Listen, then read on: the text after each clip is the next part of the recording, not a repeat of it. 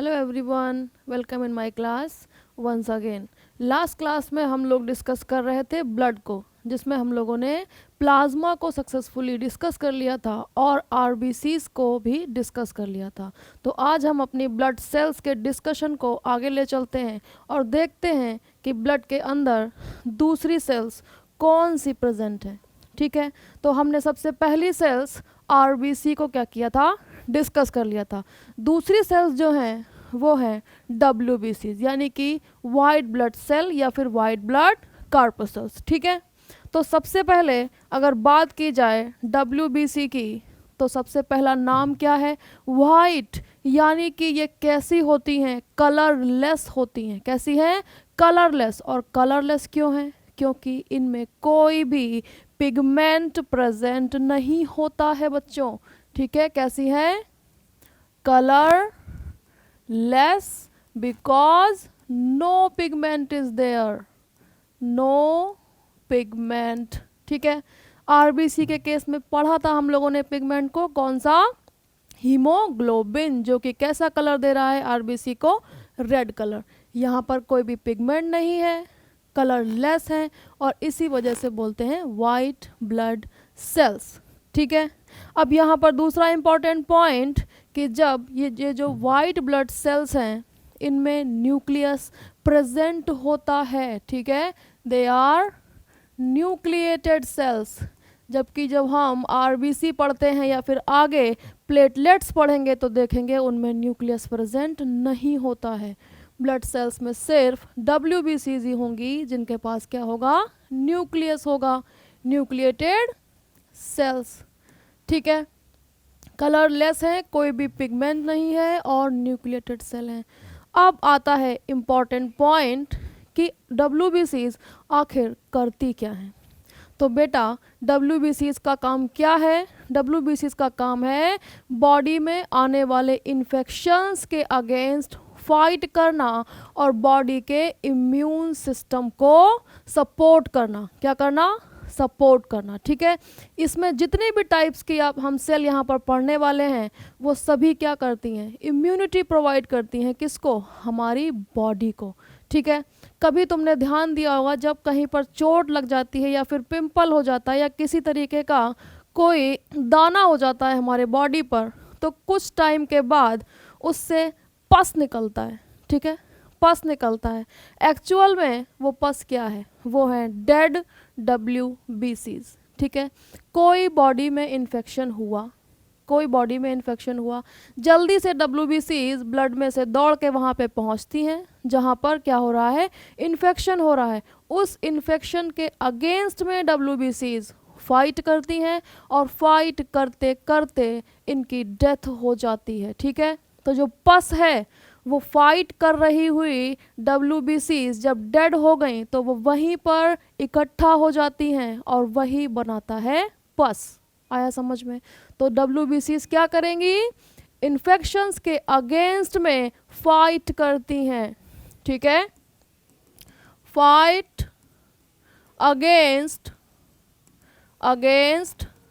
Infections, यानी infections के against में फाइट करेंगी एंड प्रोवाइड इम्यूनिटी,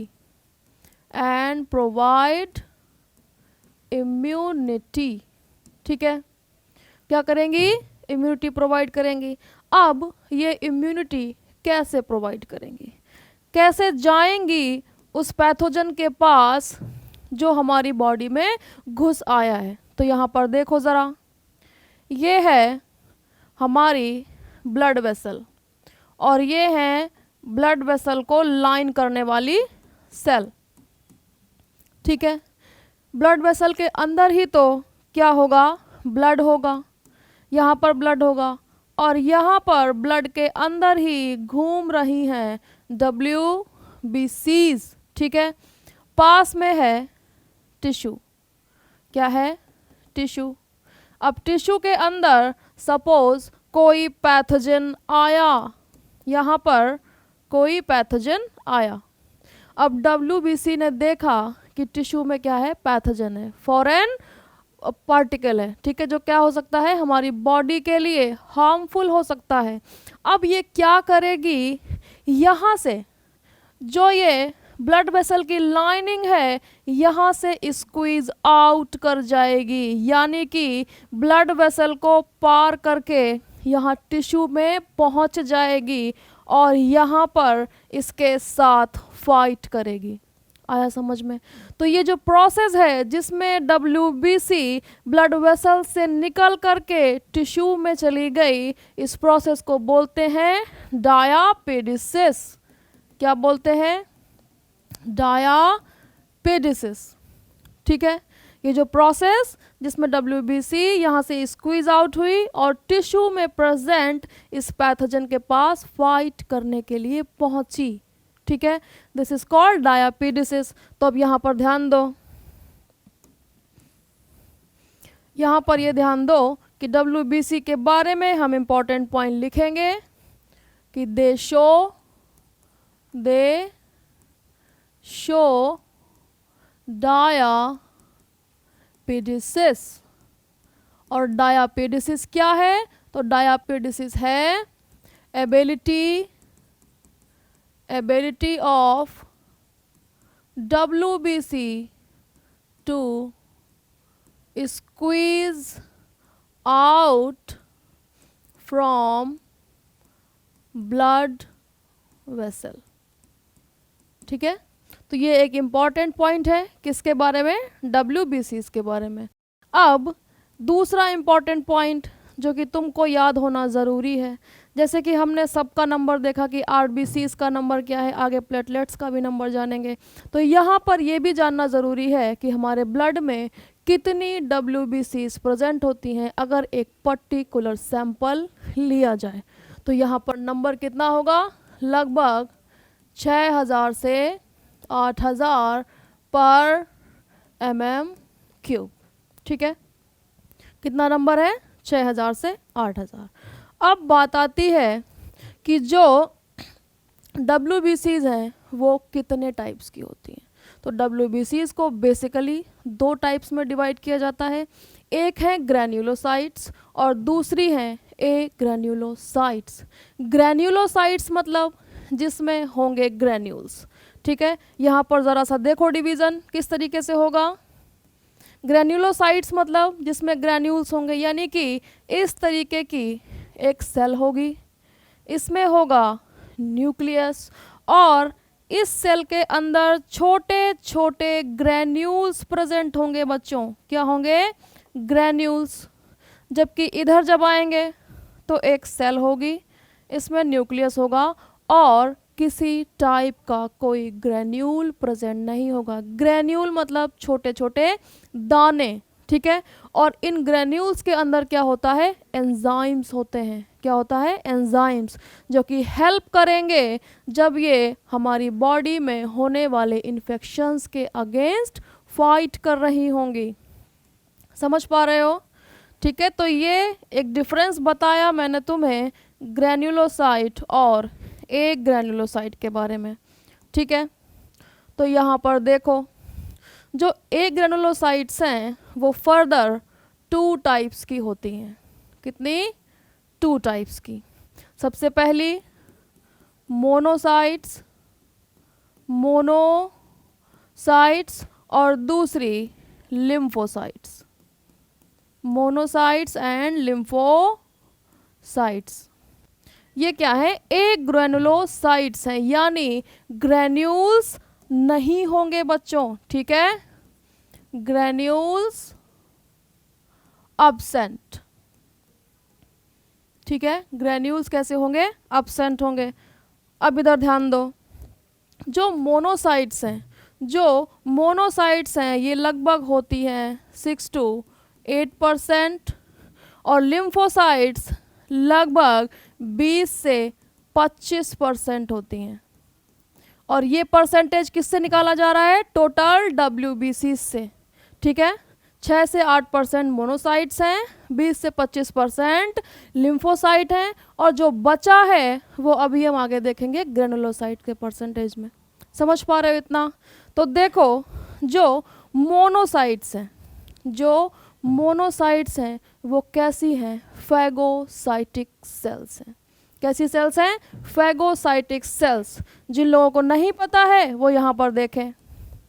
सपोज ये कोई सेल थी, ये क्या है, सेल। इसने देखा कोई पैथोजन, इसने देखा कोई पैथोजन, तो इस सेल की मेम्ब्रेन की आउटग्रोथ्स निकलेंगी और धीरे धीरे क्या होगा, इस पैथोजन को अपनी सेल के अंदर ही इनगल्फ कर लेंगे, यानी कि खा लेंगे। और इसी प्रोसेस को क्या बोलते हैं, फैगोसाइटोसिस। यानी कि ये जो सेल थी उसने पैथोजन को खा लिया है, यानी कि फैगोसाइटोस कर लिया है। तो मोनोसाइट्स क्या हैं, फैगोसाइटिक सेल्स हैं। समझ पा रहे हो इतना? तो यहाँ पर सबसे पहला पॉइंट लिखो, दे आर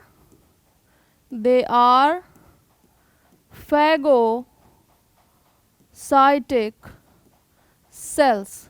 ठीक है, ये क्या करेंगी, फैगोसाइटोसिस करेंगी।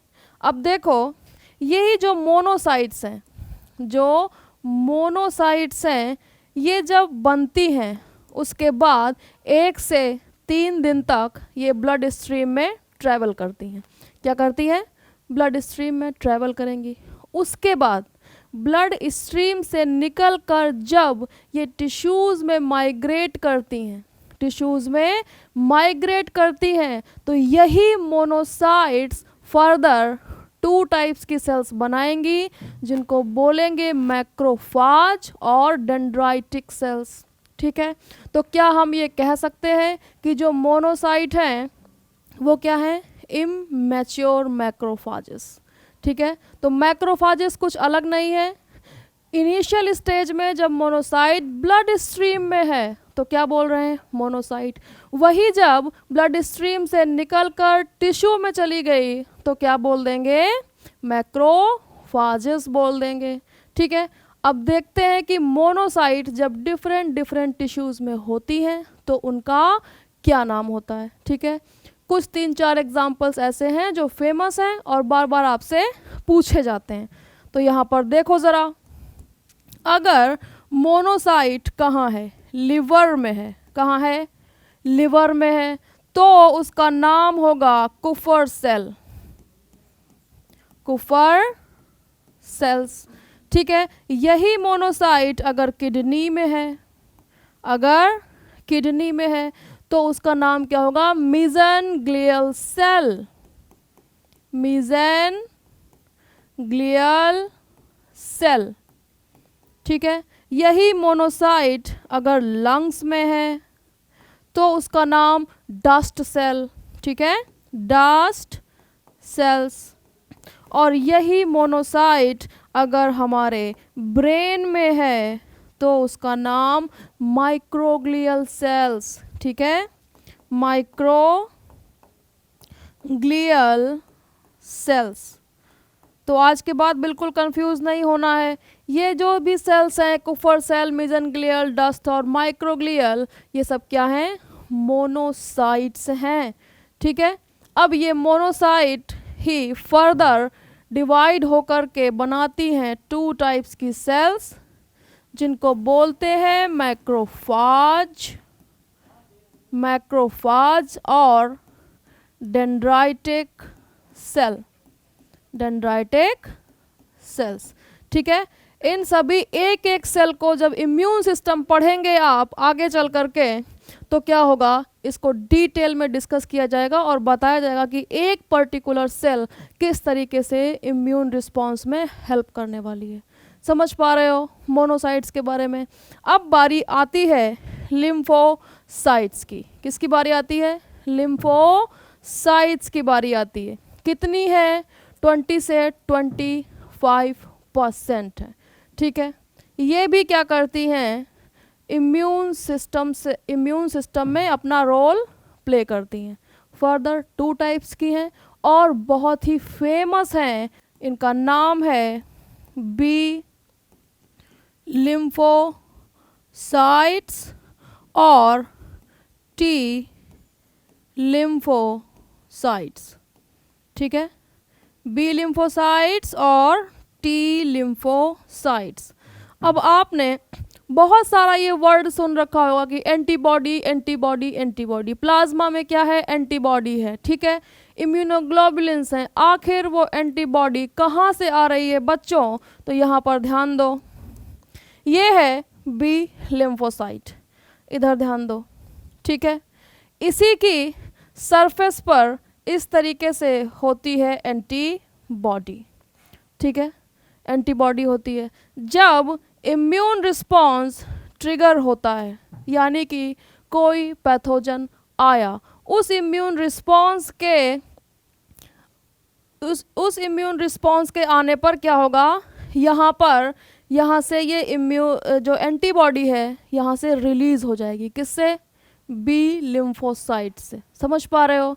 जब कोई भी पैथोजन आया तो उसके अगेंस्ट में एक इम्यून रिस्पॉन्स ट्रिगर होगा और यहाँ से ये एंटीबॉडी बी लिम्फोसाइट की सरफेस से रिलीज हो जाएगी। सिर्फ एक होगी? नहीं, तो एक लार्ज अमाउंट में बी लिम्फोसाइट्स बनाती हैं एंटीबॉडीज और रिलीज करती हैं कहाँ? प्लाज्मा में, to fight against the infections. आया समझ में? तो यहाँ पर ध्यान दो कि ये जो बी लिम्फोसाइट्स हैं ये क्या करती हैं? तो ये करती हैं production of plasma antibody. Plasma antibody play role in immune response. ठीक है, इतना समझ में आया? अब इधर ध्यान दो, यहाँ पे ध्यान दो, जो टी लिम्फोसाइट्स हैं ये फर्दर 2 टाइप की होती हैं। कितने टाइप की? 2 टाइप की। टी एच सेल्स यानी कि टी हेल्पर, और टी सी सेल यानी कि टी साइटोटॉक्सिक या फिर साइटोटॉक्सिक को बोल देते हैं किलर सेल। आया समझ में? जो टी एच सेल है, टी हेल्पर सेल, वो हेल्प करेंगी किसकी? बी लिम्फोसाइट्स की। किसके प्रोडक्शन में? एंटीबॉडी के प्रोडक्शन में। समझ पा रहे हो? जबकि जो टी सी सेल है, टी सी सेल यानी कि साइटोटॉक्सिक, यानी साइटो मतलब सेल और टॉक्सिक मतलब उसके लिए जानलेवा, जो किसी दूसरे के लिए कैसा हो? साइटोटॉक्सिक हो, वो क्या होगा? किलर होगा। तो इसी साइटोटॉक्सिक टी सेल को टी किलर सेल भी कहते हैं और ये डायरेक्टली पैथोजन की सेल को क्या करता है? मारने में हेल्प करता है। डायरेक्ट जाएगा और उसको किल करेगा। जबकि जो हेल्पर है वो इधर हेल्प करता है किसकी? बी लिम्फोसाइट्स की प्रोडक्शन ऑफ प्लाज्मा एंटीबॉडीज में। समझ पा रहे हो? जब इम्यून सिस्टम पढ़ेंगे तो इन दोनों सेल्स को ही वहाँ पर तुम देखोगे कि मेजरली कंसिडर किया जाता है। जब पूछा जाएगा कि इम्यून सेल्स के बारे में बताओ तो यहाँ पर इन्हीं 2 सेल्स की इंपॉर्टेंस होती है। ठीक है, बी लिम्फोसाइट और टी लिम्फोसाइट। तो ये हमने क्या पढ़ा? एक ग्रैन्युलोसाइट्स के बारे में, जो कि क्या थी? मोनोसाइट्स और लिम्फोसाइट्स। अब नेक्स्ट चलते हैं और देखते हैं ग्रैन्युलोसाइट्स के बारे में। अब ग्रैन्युलोसाइट्स फिर से एक बार रिकॉल करो कि यहाँ पर क्या होंगे? छोटे छोटे ग्रैन्यूल्स होंगे, छोटे छोटे ग्रैन्यूल्स होंगे। अब ये बात है कि इनके पास ये ग्रैन्यूल्स हैं क्यों आखिर? WBCs का क्या काम? इन्फेक्शंस के अगेंस्ट में फाइट करना।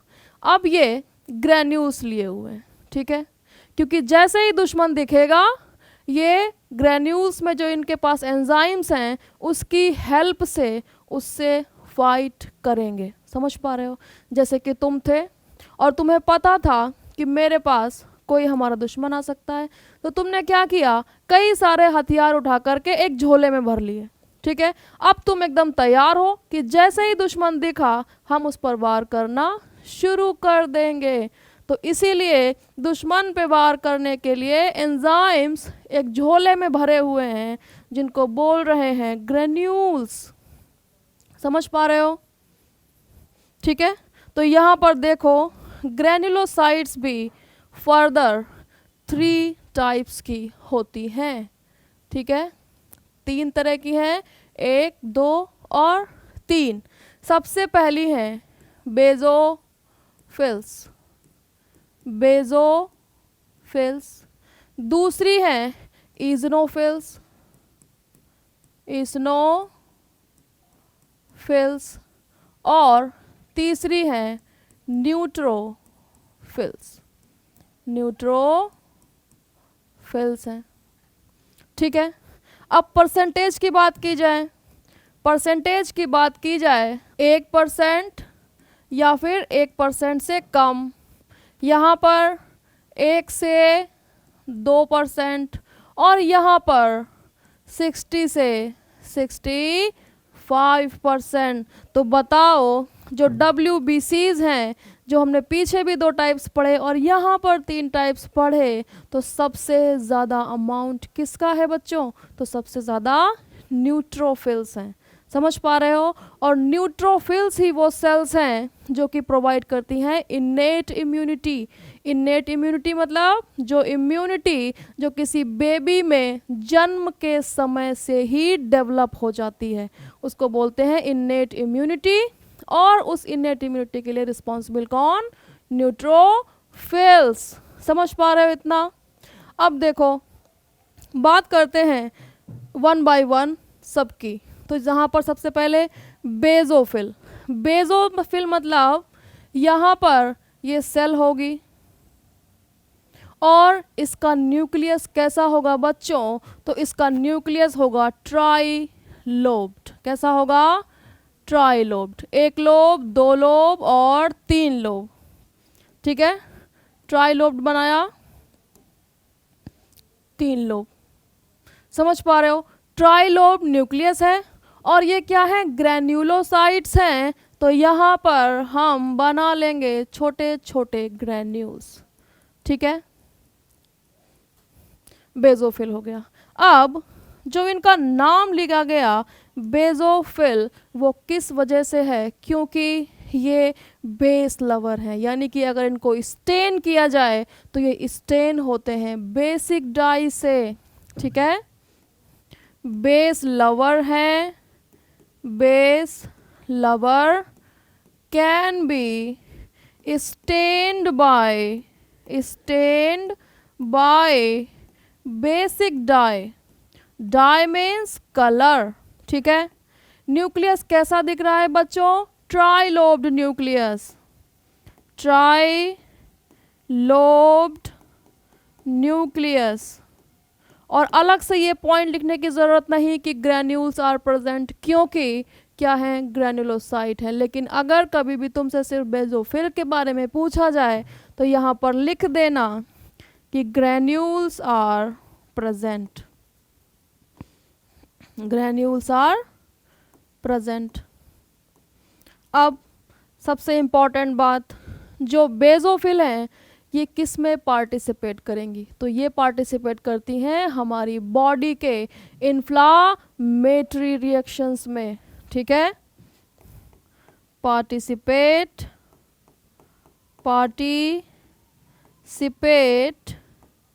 In body inflammatory reactions. और इन्फ्लामेशन कॉज करने के लिए क्या सिक्रीट करेंगे? तो सिक्रीट करेंगे सीरोटोनिन, हिस्टामिन और हेपेरिन, ठीक है। सीरोटोनिन, हिस्टामिन और हेपेरिन। समझ पा रहे हो? तो ये किसके बारे में हुआ? ये हुआ बेजोफिल्स के बारे में। अब इधर ध्यान दो, अब यहाँ पे ध्यान दो और लिखेंगे यहाँ पर दूसरी सेल्स के बारे में। दूसरी सेल्स हमारी कौन सी है? इजनोफिल्स हैं बच्चों। क्या है? इजनोफिल्स हैं। तो देखो यहाँ पर ध्यान दो। अब इजनोफिल एक सेल है और मल्टी लोब न्यूक्लियस है। कैसा है? Multi lobe nucleus. और यहाँ पर छोटे छोटे ग्रैन्यूल्स बनाएंगे अपन। क्या बनाएंगे? ग्रैन्यूल्स। अब यहाँ पर देखो, ये कैसे हैं बच्चों, ये हैं एसिड लवर। कैसे हैं? एसिड लवर हैं। यानी कि जब इनको स्टेन किया जाता है तो कौन सी डाई को एक्सेप्ट करते हैं? Acidic dye. एसिड लवर है, can be stained by acidic dye. ठीक है, अब देखो दूसरा पॉइंट, ट्राइलोब न्यूक्लियस। यहाँ पर न्यूक्लियस कैसा होगा? Multilobe nucleus. Multilobed nucleus. Multilobed nucleus. यहाँ पर भी ग्रेन्यूल्स प्रेजेंट। ठीक है बच्चों, ग्रेन्यूल्स यहाँ पर भी प्रेजेंट होंगे। अब इसका फंक्शन क्या है? इसका फंक्शन है to participate in allergic reactions. ठीक है, दे participate in allergic reactions। जैसे अगर तुमको एलर्जी हो गई, सपोज एग्जाम्पल पॉलन ग्रेन से। ठीक है, पॉलन ग्रेन्स से। अब आता है एक इम्पॉर्टेंट पॉइंट। कई बार आपने सुना होगा कि लोगों को इस्नोफीलिया हो गया। ठीक है, इस्नोफीलिया हो गया तो वो क्या होता है? जब इस्नोफिल्स का नंबर का ये जो परसेंटेज है इससे इंक्रीज कर जाता है in response of any infection, तो क्या बोलते हैं? इस्नोफीलिया। ठीक है, अब सुनो एक इम्पॉर्टेंट पॉइंट, ये हमेशा एग्जाम्स में पूछा जाता है कि जो बॉडी के अंदर हेलमिंथ का जो इन्फेक्शन होता है, जो हेलमिंथ पैरासाइट्स हैं, उनका जब इन्फेक्शन होता है तो कौन सी सेल्स सबसे ज़्यादा एक्टिवली पार्टिसिपेट करती हैं? तो ये है आंसर। जब बॉडी में हेलमिंथ का इन्फेक्शन होगा तो एक मेजर सेल्स जो कि पार्टिसिपेट करेंगी वो ईसनोफिल्स ही हैं। ठीक है, तो यहाँ पर एक इम्पॉर्टेंट पॉइंट लिखो, मेजर सेल्स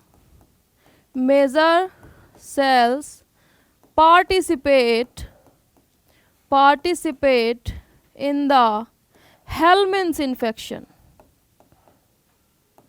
Helminth's infection।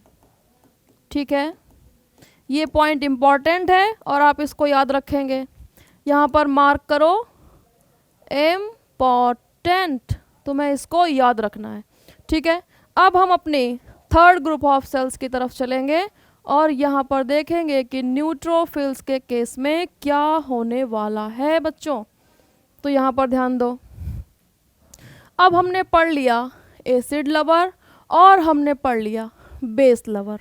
ठीक है, अब बारी आती है न्यूट्रोफिल्स की। तो देखो ये हैं न्यूट्रोफिल्स। ठीक है, न्यूट्रोफिल ये एक सेल है, न्यूट्रल है। न्यूट्रल इन द केस समझने के लिए यहाँ पर देखो, ना एसिड से मतलब ना बेस से मतलब। जैसी डाई दे दो, दोनों टाइप की डाई से क्या हो जाता है? स्टेन हो जाता है। न्यूट्रल है, दुनियादारी से कोई मतलब नहीं है। ठीक है, और न्यूट्रल क्यों है? क्योंकि इसके पास है एक हेडफोन और उससे सुनता रहता है गाने। यहाँ देखो इस तरीके से दो लोब हैं न्यूक्लियस की और इस तरीके से आपस में जुड़े हुए हैं, यानी कि ये न्यूक्लियस ही है पूरा। कैसा है? By lobed nucleus. अब देखो ना बेटा, इसके पास हेडफोन है, गाने सुनता रहता है, दुनियादारी से कोई मतलब नहीं है। नाम क्या है? न्यूट्रोफिल। ठीक है, चाहे एसिडिक डाई दो चाहे बेसिक डाई दो, इसको कोई फर्क पड़ने वाला नहीं है। और इसमें भी होते हैं ग्रेन्यूल्स। ठीक है, तो अब यहाँ पर देखो, जैसे हमने यहाँ लिखा एसिड लवर, यहाँ लिखा base lover, can be stained by acidic dye या फिर बेसिक डाई। तो यहाँ पर they can be stained by both acidic और बेसिक डाई, और कोई मतलब नहीं है दुनिया से, इसीलिए नाम है न्यूट्रोफिल। अब न्यूक्लियस कैसा है? बाई लोब्ड न्यूक्लियस है, ठीक है, बाई लोब्ड न्यूक्लियस। ग्रेन्यूल्स भी प्रेजेंट हैं, ग्रेन्यूल्स प्रेजेंट। और न्यूट्रोफिल्स क्या हैं? फैगोसाइटिक सेल्स हैं, फैगोसाइटिक सेल्स हैं और प्रोवाइड इनेट इम्यूनिटी, यानी कि जन्म से जो इम्यूनिटी होगी बच्चों उसको क्या बोल देंगे? Innate immunity. समझ पा रहे हो? तो देखो कितने इजीली तीनों टाइप्स के सेल्स को हम लोगों ने डिस्कस किया। अब यहाँ पर एक इम्पॉर्टेंट पॉइंट ये है कि जो ग्रेनुलोसाइट्स हैं उसमें एक सेल न्यूट्रोफिल, और पीछे जो हमने पढ़ा एक ग्रेनुलोसाइट्स, इसमें एक सेल मोनोसाइट्स, ठीक है। तो मोनोसाइट्स और न्यूट्रोफिल्स ये दोनों कैसी हैं? फैगोसिटिक सेल्स हैं। इसको तुम्हें याद रखना है। एक ग्रेनुलोसाइट्स में मोनोसाइट्स और ग्रेन्युलोसाइट्स में न्यूट्रोफिल्स कैसी हैं? फैगोसिटिक सेल्स हैं, जो जैसे ही उनको पैथोजन दिखाई पड़ेगा उसको इनगल्फ कर लेंगे। समझ पा रहे हो? ये किसके बारे में था? WBCs के बारे में। अब नेक्स्ट हमारा टॉपिक होगा platelets.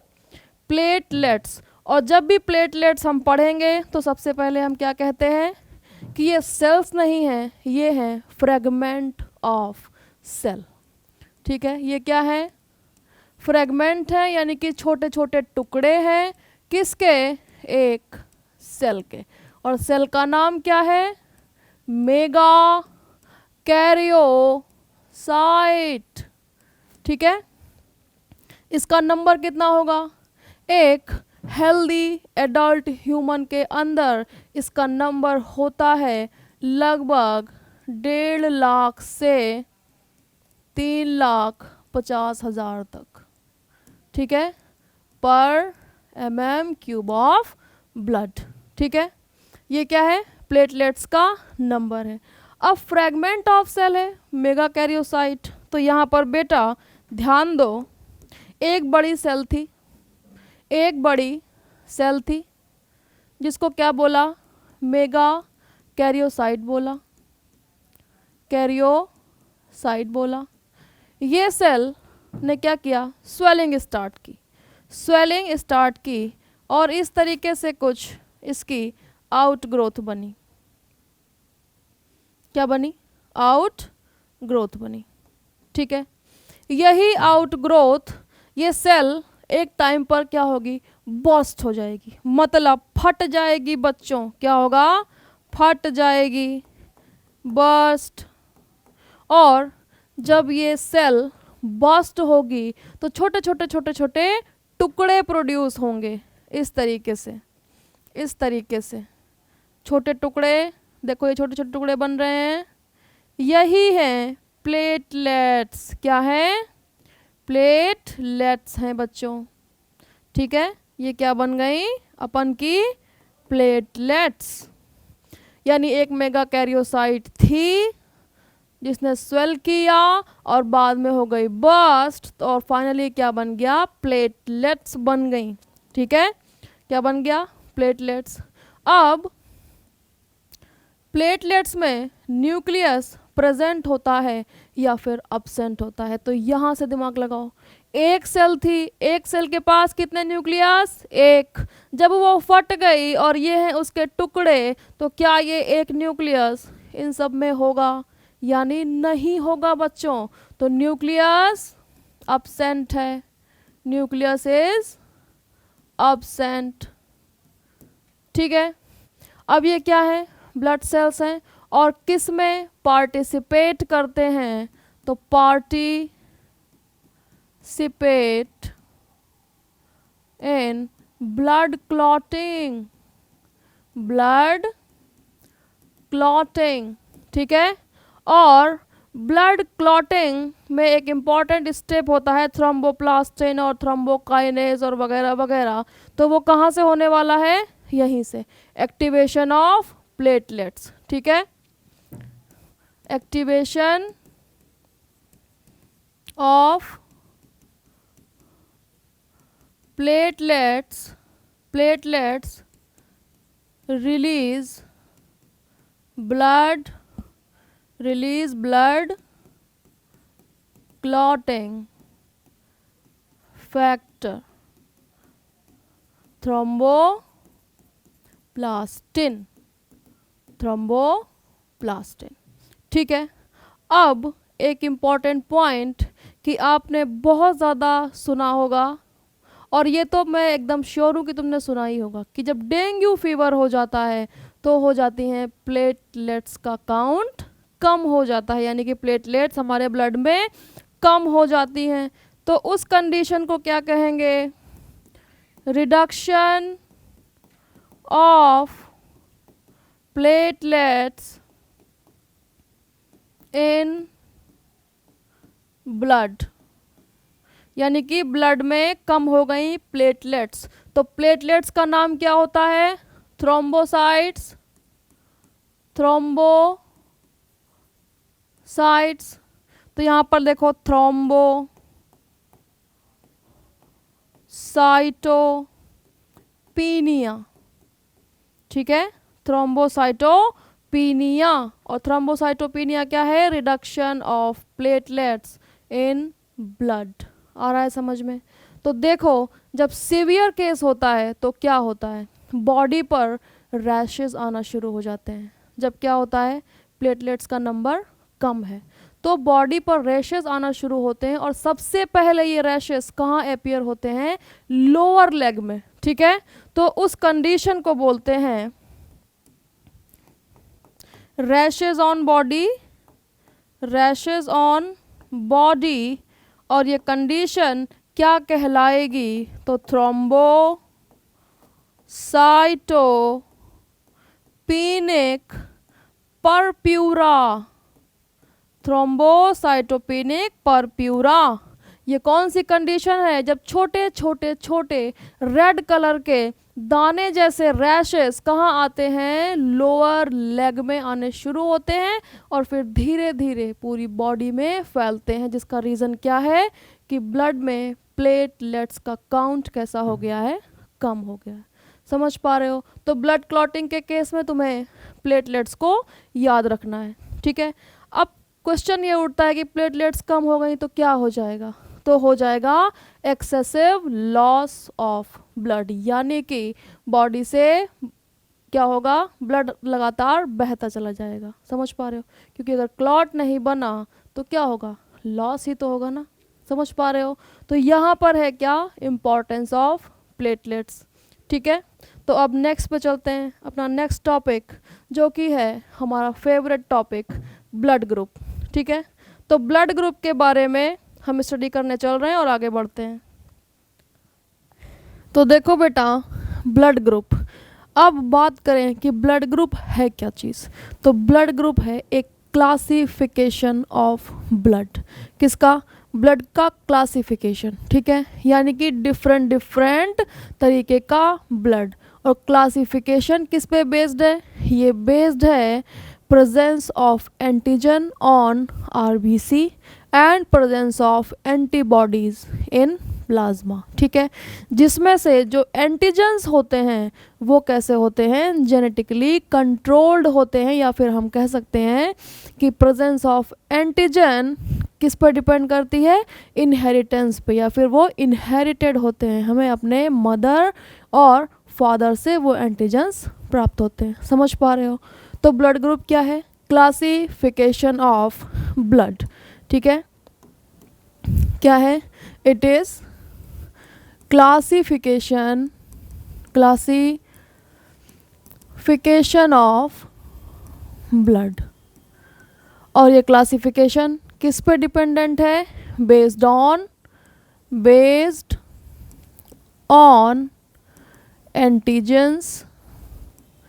Antigens on RBCs and antibodies, antibodies कहाँ है? इन ब्लड प्लाज्मा, ठीक है, इन ब्लड प्लाज्मा। और इन्हीं दोनों के बेस पर क्या हो जाएगा? डिफरेंस हो जाएगा। किसमें? ब्लड ग्रुप्स में। समझ पा रहे हो? यहाँ पर टोटली कितने टाइप्स के ब्लड ग्रुप हो सकते हैं? तो हो सकते हैं 4 टाइप के। लेकिन उससे भी पहले अगर हम बेसिकली बात करें कि ब्लड ग्रुप को टोटल कितने तरीके से हम लोग देख सकते हैं, तो वो है 2 टाइप के। एक होती है एबीओ ब्लड ग्रुपिंग और दूसरी होती है आरएच ब्लड ग्रुपिंग। लेकिन जो ब्लड ग्रुप सबसे पहले डिस्कवर किया गया वो कौन सा था? एबीओ ब्लड ग्रुप, ठीक है। तो यहाँ पर ब्लड ग्रुप की अगर बात करें तो इसमें एंटीजन के बेस पे देखना है और एंटीबॉडीज़ के बेस पे देखना है। समझ पा रहे हो? लेकिन जो एंटीजन्स हैं ये कैसे होते हैं? जेनेटिकली कंट्रोल्ड होते हैं। Antigens on RBCs are genetically controlled। Genetically controlled है यानी they can be inherited, they are inherited, inherited यानी कि हमें अपने मम्मी पापा से प्राप्त होंगे, ठीक है। 2 types of blood groups, 2 types of blood groups. कौन कौन सा? सबसे पहला ABO blood grouping, ABO blood grouping, और दूसरी है आरएच ब्लड ग्रुपिंग, ठीक है, आरएच ब्लड ग्रुपिंग। 2 हो गई। तो सबसे पहले एबीओ ब्लड ग्रुप क्या है? समझ पा रहे हो? एबीओ ब्लड ग्रुप क्या है? तो जैसे हमने देखा कि यहाँ पर देखेंगे एंटीजन ऑन आरबीसीज। तो बेटा यहाँ पर एक चीज़ समझो, ये है हमारी आरबीसी। क्या है? आरबीसी यानी कि रेड ब्लड सेल, ठीक है। ये आरबीसी है और इस पर प्रेजेंट होते हैं एंटीजन्स, ठीक है। ये है एक एंटीजन, ये है दूसरा एंटीजन। एक का नाम एंटीजन ए, दूसरे का नाम एंटीजन बी। तो यहाँ पर ध्यान दो, अगर कोई पर्सन ऐसा है जिसकी आरबीसी पर सिर्फ कौन सा एंटीजन है? एंटीजन ए, एंटीजन ए, ठीक है। तो उसके प्लाज्मा में कौन सी एंटीबॉडी होगी? उसके प्लाज्मा में कौन सी एंटीबॉडी होगी? इस चीज़ को कैसे पहचानोगे? सुनो, एक ह्यूमन है, उसकी बॉडी है, उसमें ब्लड है जिस पर आरबीसी है जिसमें, और उस पर एक एंटीजन है ए। तो इस पर्सन का जो प्लाज्मा होगा यानी कि जो आसपास प्लाज्मा है वो एंटीजन ए को पहचानता है, ठीक है, क्योंकि उसी पर्सन की जो आरबीसी है उस पर ये एंटीजन प्रेजेंट है, तो ये इस एंटीजन को पहचानता है, ठीक है। तो एंटीजन ए के अगेंस्ट में कोई एंटीबॉडी नहीं बनेगी, ठीक है, क्योंकि एंटीजन ए तो अपना है, इसको पहचानता है। अब दूसरा एंटीजन जो एंटीजन बी होगा उसके अगेंस्ट में क्या बनेगी? एंटीबॉडी बनेगी। तो यहाँ पर बी एंटीबॉडी होगी क्योंकि बी को नहीं पहचानता है। समझ पा रहे हो? इन चीज़ों को अभी आगे डिटेल में डिस्कस करेंगे और तुम्हें और डिटेल में इन चीज़ों को समझाएंगे, ठीक है, कि कौन कौन से ब्लड ग्रुप में किस तरीके से एंटीजन प्रेजेंट होगा, तो कैसे उनमें दूसरे एंटीजन के अगेंस्ट में एंटीबॉडी प्रोड्यूस होती है। तो सबसे पहले यहाँ पर बात करो एबीओ ब्लड ग्रुप की, ठीक है। तो जो सबसे पहला ब्लड ग्रुप डिस्कवर किया गया वो कौन सा था? ABO blood group. तो ये था फर्स्टली डिस्कवर्ड, फर्स्टली डिस्कवर्ड, और किसके द्वारा डिस्कवर किया गया था? By Karl Landsteiner. By Karl Landsteiner. इन्होंने क्या किया? एबीओ ब्लड ग्रुप को डिस्कवर किया, ठीक है। और इन्होंने बताया कि ये जो एबीओ ब्लड ग्रुप है ये किस पर डिपेंडेंट है? तो ये डिपेंडेंट है antigen A and antigen B पर, ठीक है। एक एंटीजन ए होगा और एक होगा एंटीजन बी, ठीक है। और यहाँ पर हुए कितने ग्रुप्स? तो देखो यहाँ पर ध्यान दो कि एक ह्यूमन की आरबीसी है, ठीक है। एक है ह्यूमन की आरबीसी इस तरीके से, और ये है प्लाज्मा। सपोज ये है प्लाज्मा, ठीक है। तो यहाँ पर ध्यान दो, इस ह्यूमन की आरबीसी पर एंटीजन ए हो सकता है, ठीक है। एंटीजन बी भी हो सकता है, या फिर दोनों एक साथ हो सकते हैं, या फिर दोनों की प्रेजेंस नहीं होगी, यहाँ पर होगा अब्सेंस, ठीक है। तो अगर इस पर है एंटीजन ए, सिर्फ क्या है? एंटीजन ए है, तो ब्लड ग्रुप हो जाएगा ए, ठीक है। अब ए को पहचानता है, तो प्लाज्मा में एंटीबॉडी कौन सी होगी? Anti B. अगर यहीं पर एंटीजन बी वाला प्रेजेंट हो जाए तो ब्लड ग्रुप हो जाएगा बी, और प्लाज्मा में कौन सी एंटीबॉडी हो जाएगी? एंटी ए, ठीक है। और एक केस ये भी होता है कोडोमिनेंस का, कि ये दोनों आपस में कर लेते हैं सलाह, कौन? ए और बी, कि तू भी रह और तू भी रह, यानी कि ए भी होगा और बी भी होगा, तो क्या हो जाएगा? A B.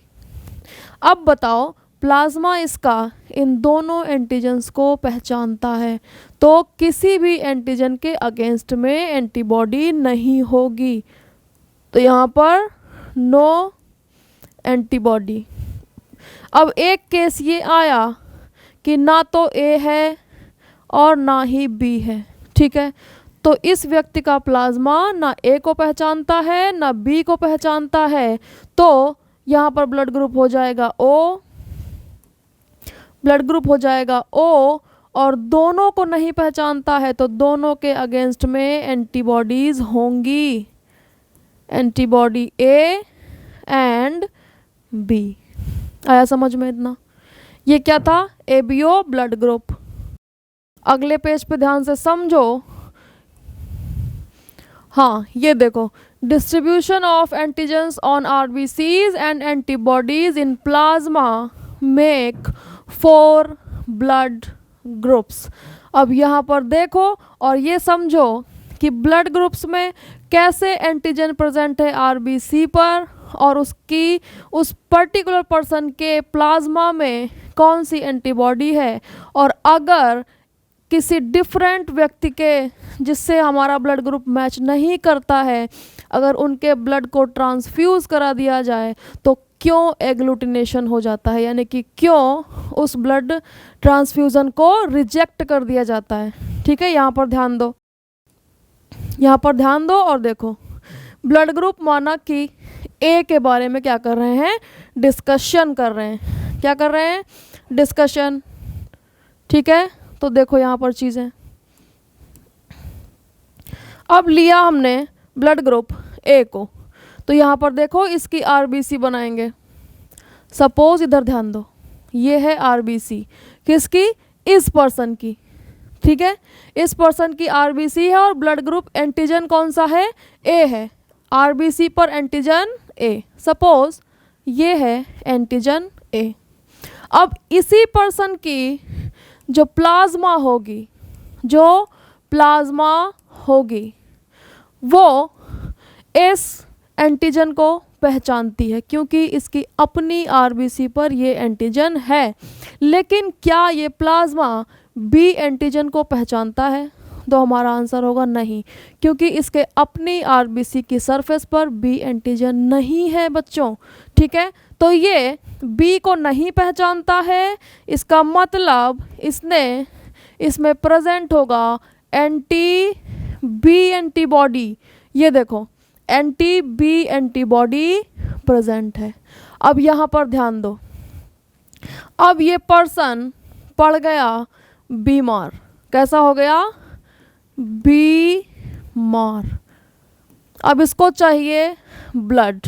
तो यहाँ पर देखो, किसी ऐसे पर्सन का ब्लड जिसमें ये वाला एंटीजन था, यानी कि बी एंटीजन था, अगर इसमें ट्रांसफ्यूज कर दिया गया तो यहाँ पर ये जो प्लाज्मा है इसका, ये इस बी एंटीजन को नहीं पहचानता है बच्चों। ठीक है, तो जैसे ही ये आरबीसी इस पर्टिकुलर पर्सन के ब्लड में जाएगी तो इसको डिस्ट्रक्ट करना स्टार्ट कर दिया जाएगा, क्योंकि ये जो बी एंटीजन है इस ब्लड में, ये इसका प्लाज्मा इसको नहीं पहचानता है। समझ पा रहे हो? इसीलिए जिस व्यक्ति का ब्लड ग्रुप बी होगा वो ए वाले को ब्लड नहीं दे सकता। आया समझ में? अब दूसरा केस देखो, कोई ऐसा व्यक्ति जिसका ब्लड ग्रुप ए बी है, क्या वो ए वाले को ब्लड दे सकता है? तो तुम अभी तुरंत कहोगे कि इसमें तो ए एंटीजन है, तो क्यों नहीं दे सकता? तो सुनो, ए एंटीजन है, यहाँ पर भी ए है, ठीक है, लेकिन फिर वही बात, ये इसका प्लाज्मा जिसमें एंटी बी के अगेंस्ट में एंटीबॉडीज़ है वो बी वाले को नहीं पहचानता है। तो ये तो ठीक है, चलो अपना है, अपना बंदा है, इसको कुछ नहीं करना है। लेकिन इसके साथ में कौन प्रेजेंट है? बी भी प्रेजेंट है, जिसको ये नहीं पहचानता। इसलिए ए बी वाले का ब्लड भी ए वाले को नहीं दिया जा सकता। समझ पा रहे हो? अब ध्यान दो, कोई दूसरा पर्सन जिसका ब्लड ग्रुप ओ था, तो ओ वाले पे क्या होता है? ना एंटीजन ए होगा ना एंटीजन बी होगा। कोई है ही नहीं यहाँ जिसको पहचाना जाए और उसके अगेंस्ट में डिस्ट्रक्शन कॉज किया जाए। तो जब ये आरबीसी यहाँ जाएगी, ब्लड ग्रुप क्या है? ओ है, ना ही एंटीजन ए है ना ही एंटीजन बी है। तो जब कुछ है ही नहीं तो पहचानेंगे कैसे कि तुम हमारे हो या फिर किसी और के हो? तो इसीलिए जो ओ ब्लड ग्रुप है वो यहाँ पर ब्लड डोनेट कर सकता है। आया समझ में? तो जब ओ ब्लड ग्रुप के पास कोई दूसरा एंटीजन नहीं है, किसी भी प्रकार का एंटीजन नहीं है, तो ये सभी को ब्लड डोनेट कर सकता है, क्योंकि इसके अगेंस्ट में कोई भी रिस्पॉन्स ट्रिगर नहीं होगा, क्योंकि कोई एंटीजन ही नहीं है बच्चों। समझ पा रहे हो? तो ये हुआ केस ओ का। अब देखो एक चीज़ और यहाँ पर ध्यान दो। अब देखो, ए भी नहीं दे सकता, बी नहीं दे सकता और ओ दे सकता है। अब ये देखें कि जो इसका ब्लड ग्रुप क्या है? ए है। अब देखो ए वाला क्यों दे सकता है? सपोज कोई पर्सन आया जिसका ब्लड ग्रुप था ए, ठीक है, ब्लड ग्रुप क्या था? ए था, और इसके पास भी एंटीजन था ए। अब इसने दिया इसको ब्लड, और यहाँ पर ये जो प्लाज्मा है ये एंटीजन ए को पहचानता है ना बच्चों, यहाँ पर भी एंटीजन ए है। तो जैसे ही ये आरबीसी इसके प्लाज्मा में जाएगी तो ये कहेगा ठीक है, हम तुमको पहचानते हैं, तुम हमारी बॉडी में रह सकते हो। तो इसी वजह से जो ए ग्रुप है वो ए को ब्लड डोनेट कर सकता है। आया समझ में इतना? ये बहुत ही इम्पॉर्टेंट है समझना कि कैसे होता है रिजेक्शन ऑफ ब्लड ट्रांसफ्यूज़न। तो देखो, जो ब्लड ग्रुप ए है उस पर ए एंटीजन होगा इस तरीके से, जो ब्लड ग्रुप बी है उस पर बी एंटीजन होगा, जो ब्लड ग्रुप ए बी है उस पर ए भी होगा और बी भी होगा, और जो ब्लड ग्रुप ओ है उस पर कोई एंटीजन नहीं होगा, ना ए और ना बी। अब एंटीबॉडीज इन प्लाज्मा, यहाँ पे रटने की ज़रूरत नहीं, इधर निकालो। ये ए वाला है, ये बी वाला है, ये ए बी वाला है और ये ओ वाला है, रटने की ज़रूरत नहीं है, ठीक है। यहाँ पे निकालो, देखो एंटीजन ए है यानी कि इसका प्लाज्मा ए को पहचानता होगा, तो किसको नहीं पहचानता होगा यानी कि बी को, तो एंटीबॉडी आ जाएगी एंटी बी। देखो यहाँ पर, अब ये दूसरा पर्सन जिसका ब्लड ग्रुप बी है, तो इसका प्लाज्मा बी को पहचानता है ना, इसलिए एंटीबॉडी किसके अगेंस्ट में होगी, ए के अगेंस्ट में, क्योंकि ए को नहीं पहचानता है, तो यहाँ पर एंटी ए। अब फिर ध्यान दो, ये जो तीसरा पर्सन है जिसका ब्लड ग्रुप ए बी है, तो यहाँ पर दोनों एंटीजन्स है ना बेटा, तो यहाँ पर जो इस व्यक्ति का प्लाज्मा होगा वो इन दोनों एंटीजन्स को पहचानता है, तो क्या किसी अपने ही व्यक्ति के अगेंस्ट में एंटीबॉडी बना लेगा, नहीं, यानी कि कोई एंटीबॉडी नहीं होगी। देखो यहाँ पर नील, नो एंटीबॉडी, ठीक है।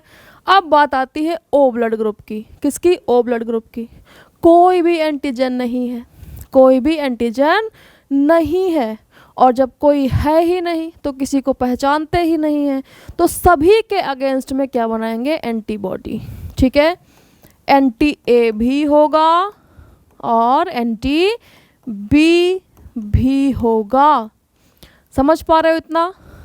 यहाँ से समझो, रटने की ज़रूरत नहीं है। यहाँ से देखो, जो एंटीजन होगा उसको छोड़ करके दूसरे एंटीजन के अगेंस्ट में एंटीबॉडी प्रेजेंट होगी, कहाँ, प्लाज्मा में।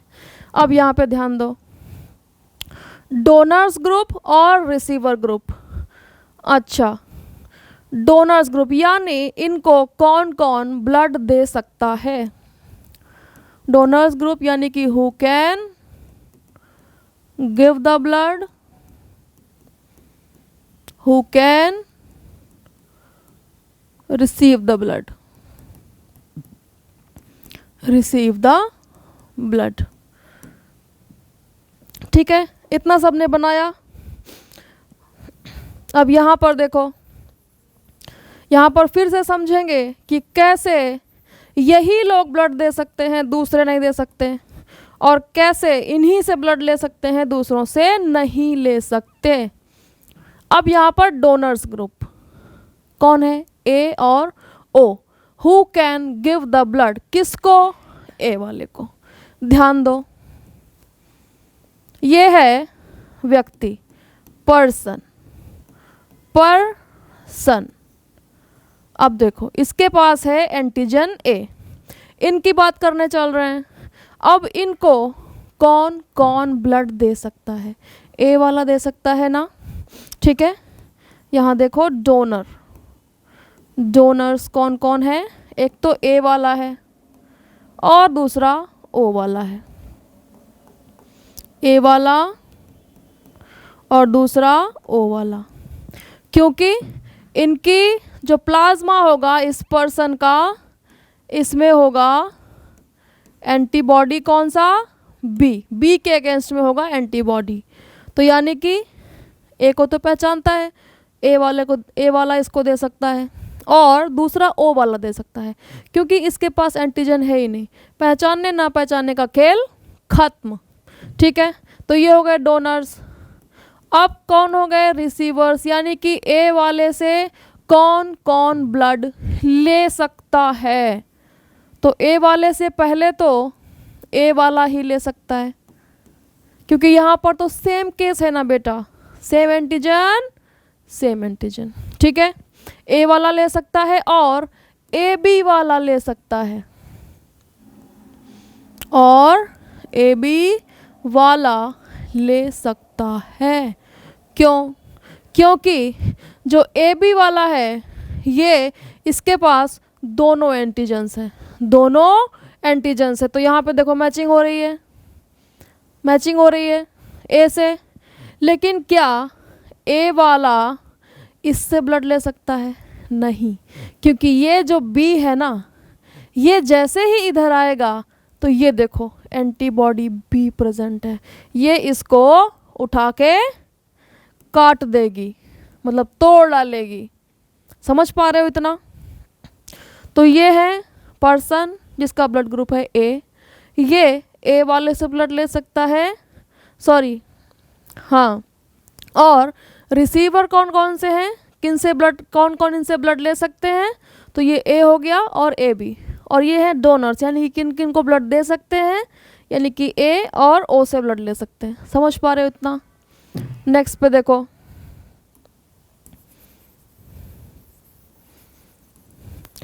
नेक्स्ट बात करेंगे बी की, बी ब्लड ग्रुप।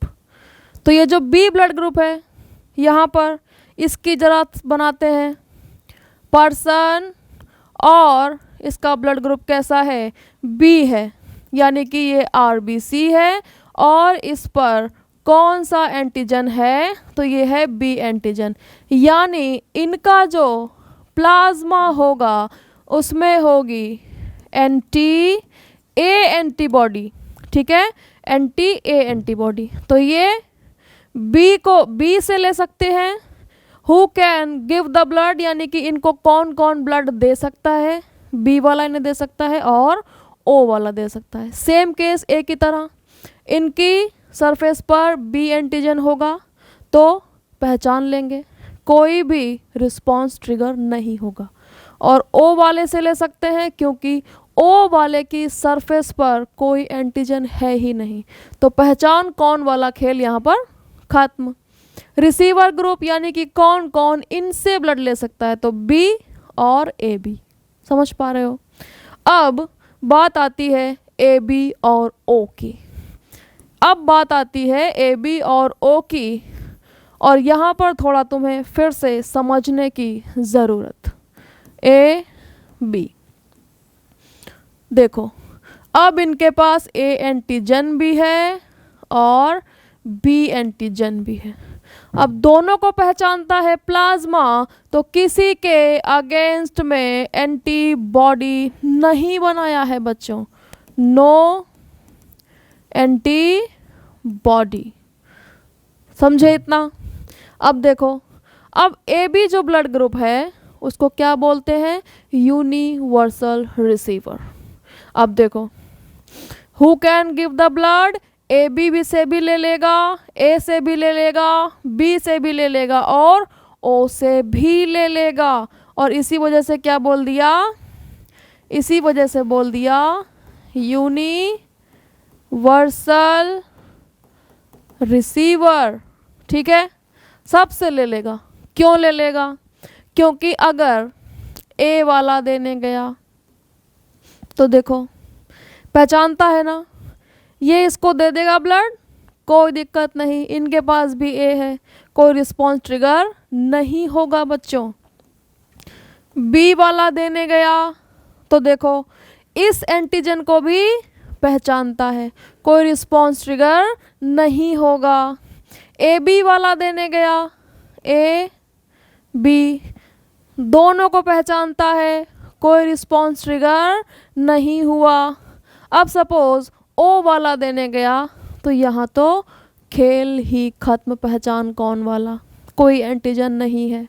तो यानी ये चारों ब्लड ग्रुप किसको ब्लड दे सकते हैं? ए बी को। ठीक है, ये है ए, ये है बी, ए बी और ओ, ये सभी इसको ब्लड डोनेट कर सकते हैं। ठीक है, क्योंकि इसके पास दोनों एंटीजन हैं और इसका प्लाज्मा सभी को पहचानता है और किसी के अगेंस्ट में कोई एंटीबॉडी डेवलप नहीं किया है। ठीक है, अब आते हैं इधर रिसीवर्स ग्रुप, किन से ब्लड ले सकता है? तो किन से ले सकता है? ए बी से ही ले सकता है। ठीक है, ए बी इनसे क्या कर सकता है? Blood who can receive the blood, यानी कि ए बी से कौन ब्लड रिसीव कर सकता है, तो कौन, ए बी वाला। तो यहाँ पर देखो, यहाँ पर ज़रा देखो, अगर रिसीवर ग्रुप यानी कि जो इनसे ब्लड ले सकते हैं वो सिर्फ ए बी ही होगा। अगर ए वाला हुआ, सपोज ये चले देने ब्लड किसको, ए वाले को, ठीक है, तो ए वाले के पास तो बेचारे के पास यही एक एंटीजन है ना, ठीक है, लेकिन इनके पास ये एक एक्स्ट्रा है, दिक्कत कर देगा। अगर ये चले बी वाले को देने, तो देखो बी वाले के पास बेचारे के पास सिर्फ बी है, इनके पास ए एक्स्ट्रा है, दिक्कत कर देगा, ठीक है। अगर ये चले ओ को देने, तो ओ के पास तो कोई भी नहीं है और इनके पास ये दो दो एक्स्ट्रा हैं, यहाँ पर तो भयंकर दिक्कत कर देगा। आया समझ में? तो ये सिर्फ किसको दे सकते हैं, सिर्फ दे सकते हैं ए बी वाले को, ठीक है।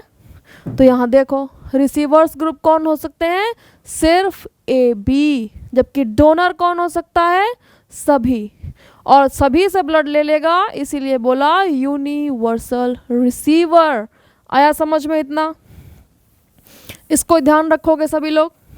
तो आगे बढ़ते हैं और बात करते हैं ओ की, ठीक है, आगे बढ़ते हैं और बात करते हैं ओ की।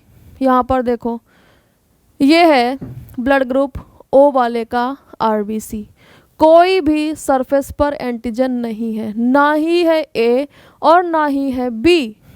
तो बेटा जब किसी को नहीं पहचानता है तो सबके अगेंस्ट में हथियार तैयार किए हैं ना, कि मैं किसी को नहीं पहचानता, सब मेरे दुश्मन, यानी कि यहाँ पर एंटी ए एंटीबॉडी भी होगी और एंटी बी भी होगी। अब ये सबको दे सकते हैं क्योंकि पहचान कौन के लिए, इनके पास एंटीजन है ही नहीं, लेकिन ये ले किसी से नहीं सकते सिवाय ओ के, ठीक है। ये देखो donors group who can give the blood, यानी कि जो इनको दे सकें, ये जिनसे ले सकें, वो सिर्फ होगा ओ, लेकिन ये दे ओ को भी सकते हैं, ए को भी सकते हैं, बी को भी और ए बी को भी, क्योंकि एंटीजन है ही नहीं। तो इसीलिए इनको बोल दिया यूनिवर्सल डोनर, यूनिवर्सल डोनर। अब सबसे पहले ये केस डिस्कस करेंगे कि यूनिवर्सल डोनर कैसे हो गए। ये चले ब्लड देने ए वाले को, एंटीजन ए है, इसके यहाँ एंटीबॉडी बी होगी, लेकिन उससे हमें कोई लेना देना नहीं है। हम देखेंगे कि ओ के पास कोई एंटीजन नहीं है जिससे कि ये पहचान ले इसको कि नहीं तुम अपने आदमी नहीं हो, कोई एंटीजन नहीं, कोई रिस्पॉन्स नहीं। ये चले बी वाले को देने, एंटीजन ही नहीं है इनके पास, ये भी ले लेंगे। ये चले ए बी वाले को देने, तो इनके पास एंटीजन नहीं, वहाँ भी कोई मतलब नहीं कि तुम्हारे पास तो कोई एंटीजन है ही नहीं, हम किस बेस पे तुमको पकड़ के मारें। और ओ वाला भी इनसे ब्लड ले लेगा। चारों ने ले लिया ना, ये हो गए यूनिवर्सल डोनर। क्या हो गए? यूनिवर्सल डोनर हो गए। अब बात करते हैं किसकी? रिसीवर्स ग्रुप, ठीक है, who can receive the blood, यानी कि इनसे इतने लोग ले सकते हैं। अब बात करते हैं डोनर की, यानी इनको कौन ब्लड दे सकता है। अब सपोज सबसे पहले नंबर पे आ गया ए, इसने कहा कि हम तुम्हें ब्लड देंगे। यहाँ पहुँची ये आरबीसी। अब आरबीसी इसका प्लाज्मा, इस पर्टिकुलर पर्सन का प्लाज्मा ना तो ए को पहचानता है ना ही बी को पहचानता है, दोनों के अगेंस्ट में क्या बनाए हुए हैं? एंटीबॉडी। अब जैसे ही ए वाला पहुंचा इसे देने, तो क्या इस एंटीजन के अगेंस्ट में रिस्पॉन्स ट्रिगर होगा? बिल्कुल होगा। तो ए वाला ब्लड नहीं दे सकता ओ वाले को, ठीक है, इसको ब्लड नहीं दे सकता। फिर पीछे से दौड़ता हुआ आया कौन? बी। वो बोला मैं दूंगा, लेकिन यहाँ पर बी की भी एंटीबॉडी थी और इसके भी अगेंस्ट में रिस्पॉन्स ट्रिगर होगा। और बी से बोला जाएगा तुम भी हमें ब्लड नहीं दोगे। फिर दौड़ा कौन? A B. बोला ठीक है तुम लोग नहीं दोगे तो मैं दूंगा। ए बी के साथ तो भयंकर खेल है, दोनों एंटीजन और इधर दोनों एंटीबॉडी, इनको तो बिल्कुल पहले भगा दिया जाएगा कि तुम बिल्कुल भी नहीं दोगे। ठीक है, फिर बचा कौन? प्यारा सा ओ, जिसके पास कोई एंटीजन नहीं था। और यहाँ पर जब कोई एंटीजन नहीं तो कोई रिस्पॉन्स डेवलप नहीं, तो सिर्फ ओ वाला ही ओ वाले को ब्लड दे सकता है बेटा। ठीक है, देखो ओनली ओ। आया समझ में ब्लड ग्रुप का खेल? तो जब ये एबीओ ब्लड ग्रुपिंग इस तरीके से क्लासीफाई हुई और लोग को समझ में आ गया कि चलो ठीक है, अब हम समझ गए हैं कि कैसे कैसे डिफाइन करना है कि किससे ब्लड लेना है और किससे ब्लड नहीं लेना है। ये जैसे ही डिफाइन हो पाया, फिर एक अगली प्रॉब्लम खड़ी हो गई। अब अगली प्रॉब्लम क्या आ गई? वो आ गया RH ब्लड ग्रुप, यानी कि अब जितने भी ए बी और ओ थे, अब उसमें पॉजिटिव और नेगेटिव की भी मैचिंग करनी होगी। और ये पॉजिटिव नेगेटिव किस पे बेस है? ये बेस है RH फैक्टर पर। ठीक है, ये कह रहे हैं कि एंटीजन ए एंटीजन बी के साथ में एक RH फैक्टर भी होता है। अब तुम्हें इन दोनों एंटीजन के साथ साथ इस RH फैक्टर की भी मैचिंग करनी होगी, वरना क्या हो जाएगा? ब्लड क्लम्पिंग हो जाएगी। समझ पा रहे हो? तो देखो यहाँ पर ध्यान दो कि RH फैक्टर क्या है। RH फैक्टर सबसे पहले रीसस मंकी में डिस्कवर किया गया था। किसमें? It is based on Rhesus factor, Rhesus factor जिसको बोल देंगे RH फैक्टर। ठीक है, इट was discovered firstly किसमें? रीसस मंकी में, रीसस मंकी में क्या किया गया? इसको डिस्कवर किया गया।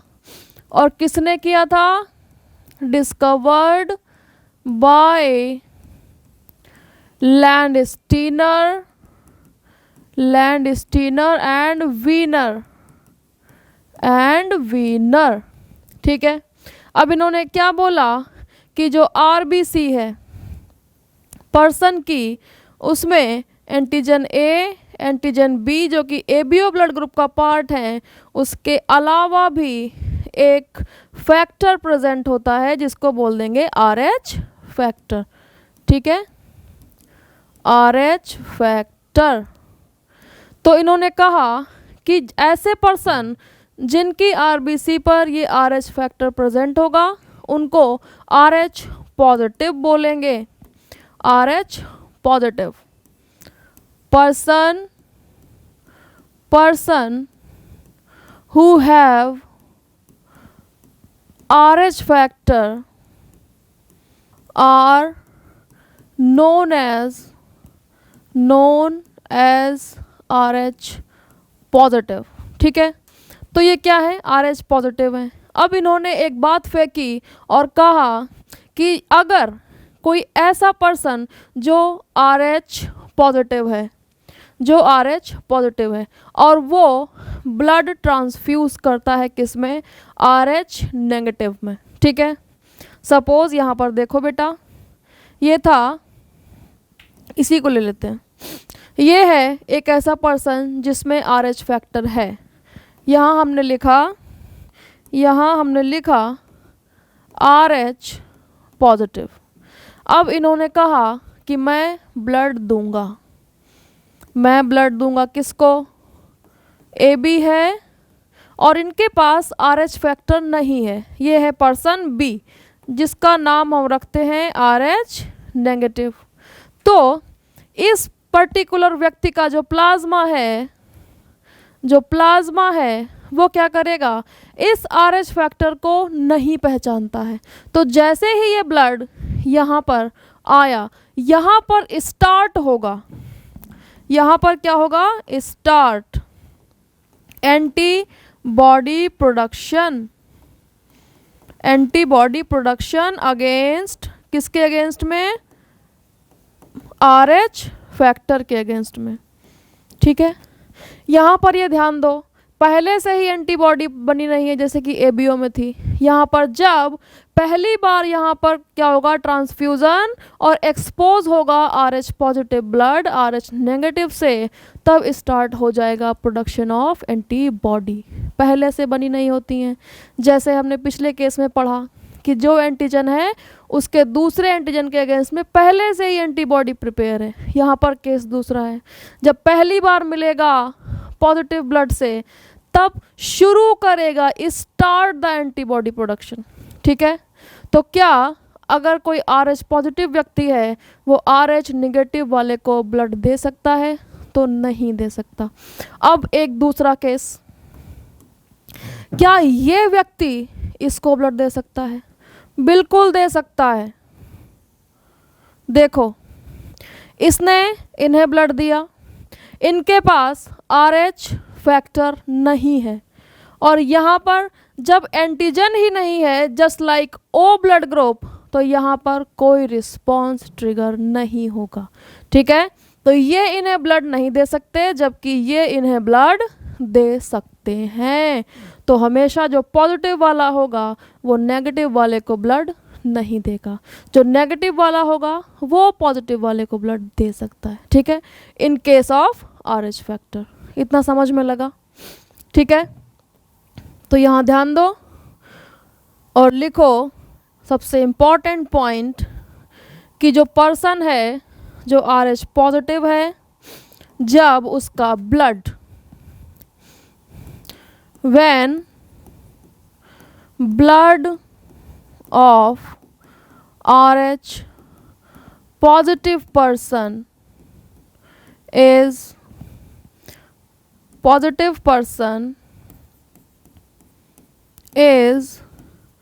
exposed to RH negative person blood,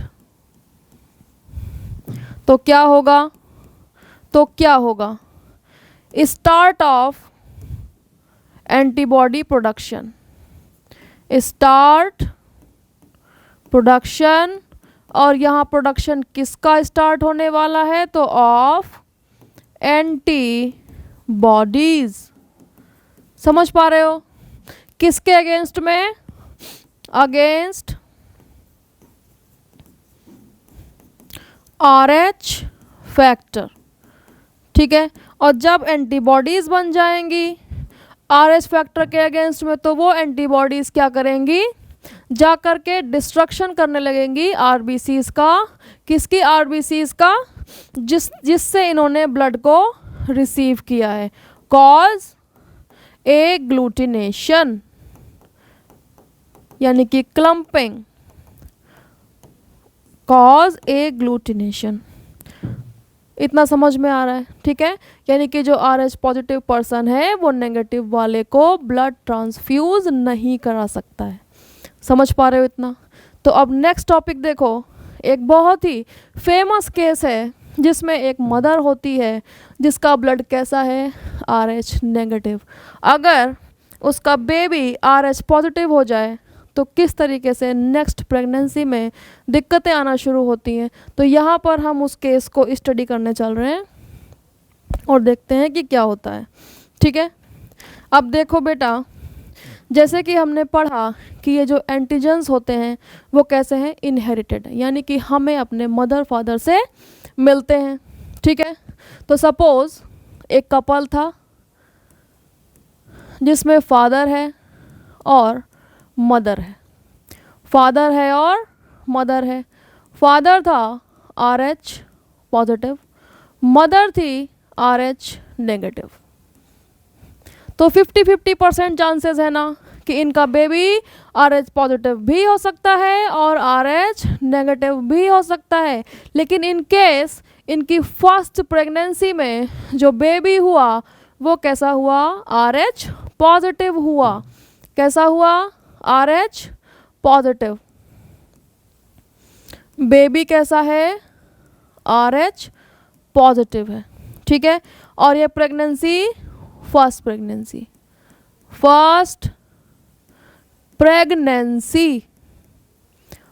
pregnancy है।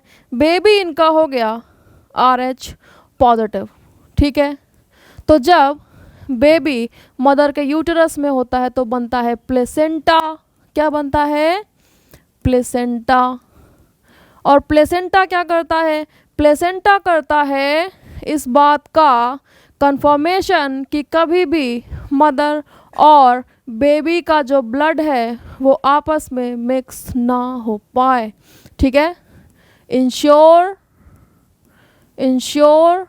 The no mixing of blood of mother and foetus, ठीक है। अगर प्लेसेंटा ना होता तो यहीं पर खेल खत्म, क्योंकि ये RH पॉजिटिव है और मदर कैसी है, RH नेगेटिव है। तो जैसे ही RH पॉजिटिव वाला ब्लड RH नेगेटिव से एक्सपोज होगा, यहाँ बनना स्टार्ट हो जाएंगी एंटीबॉडीज़ और ये इसकी RBC को क्या करेगा, धीरे धीरे किल करना शुरू कर देगा, ठीक है। तो यहाँ पर प्लेसेंटा है, यहाँ पर ब्लड की मिक्सिंग नहीं हो रही है, तो जो फर्स्ट प्रेगनेंसी है उसमें कोई दिक्कत नहीं होगी, आराम से चल रहा है सब, ठीक है, आराम से सब चल रहा है। फिर हुआ डिलीवरी, यानी कि पार्चुरेशन। डिलीवरी हुआ बच्चे का, और डिलीवरी के टाइम चांस होता है मिक्सिंग ऑफ ब्लड, यानी कि इस टाइम बेबी का ब्लड मदर के ब्लड से एक्सपोज हो सकता है, ठीक है। Expose of blood of baby to blood of mother, ठीक है। यहाँ क्या हुआ, जब डिलीवरी हुई तो किसका ब्लड, बेबी का ब्लड मदर के ब्लड से एक्सपोज हो गया। तो यहाँ पर क्या होगा, जैसे ही एक्सपोज हुआ तो ये मदर ब्लड क्या करेगा, मदर्स ब्लड स्टार्ट करेगा, making antibodies against RH factor, ठीक है। पहली प्रेगनेंसी आराम से चली और डिलीवरी भी आराम से हो गई, लेकिन उसके बाद ही जस्ट मदर ने क्या प्रिपेयर कर ली, RH फैक्टर के अगेंस्ट में एंटीबॉडी प्रिपेयर कर ली, ठीक है। अब सपोज कभी भी फ्यूचर में यही कपल क्या प्लान करते हैं, सेकेंड प्रेगनेंसी। कौन सी, सेकेंड प्रेगनेंसी। और बाय चांस अगर दोबारा इनका बच्चा कैसा हुआ, RH पॉजिटिव हुआ। कैसा हुआ, RH पॉजिटिव हुआ, तो क्या होगा, ये जो एंटीबॉडीज़ हैं ये जा कर के उस RH पॉजिटिव बेबी की RBCs को किल करना स्टार्ट कर देंगे स्टार्टिंग में, ठीक है। क्या करेंगे, किल करना स्टार्ट कर देंगे, समझ पा रहे हो। लेकिन अगर इनका सेकेंड बेबी RH नेगेटिव होता है तो फिर कोई दिक्कत नहीं, माँ भी खुश, बच्चे भी खुश, सब खुश, ठीक है। तो यहाँ पर ध्यान दो ज़रा और देखो, अब आ गई if second pregnancy occur second pregnancy हुई और अगेन बच्चा कैसा है, again baby is RH positive है, यहाँ पर पहले से ही एंटीबॉडी बना ली है। तो क्या होगा बेटा, तो मदर मदर की जो एंटीबॉडी हैं जो कि हैं अगेंस्ट RH फैक्टर, वो क्या करेंगी, will destruct the foetal RBCs, foetal RBCs, यहाँ पर जाकर इसका डिस्ट्रक्शन शुरू कर देंगी। ठीक है, और जब ये मदर की एंटीबॉडीज़ फीटस की RBC का डिस्ट्रक्शन शुरू कर देती हैं तो फीटस में एक एनीमिया डेवलप होता है, उसको कहते हैं एरिथ्रोब्लास्टोसिस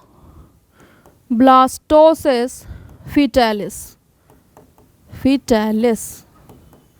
ठीक है, ये बहुत ही क्रिटिकल सिचुएशन आ गई कि सेकेंड प्रेगनेंसी में बेबी RH पॉजिटिव नहीं होना चाहिए।